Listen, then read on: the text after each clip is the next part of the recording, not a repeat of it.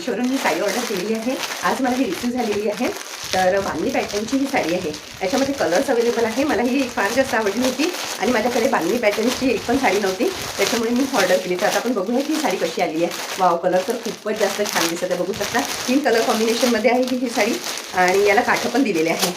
म्हणजे तुम्हाला कोणत्या पण सणाला वगैरे जर घालायची असेल तर तुम्ही वाव, कापड तर याचा खूपच जास्त सुंदर आलेला आहे. तुम्ही बघू शकता की किती जास्त सुंदर आलेली आहे ही साडी. तर बघू शकता आणि वेअर केल्यावर ही साडी खूपच जास्त सुंदर दिसेल. बघू शकता ही साडी अशी आलेली आहे आणि कलर पण याचा किती गोड आहे.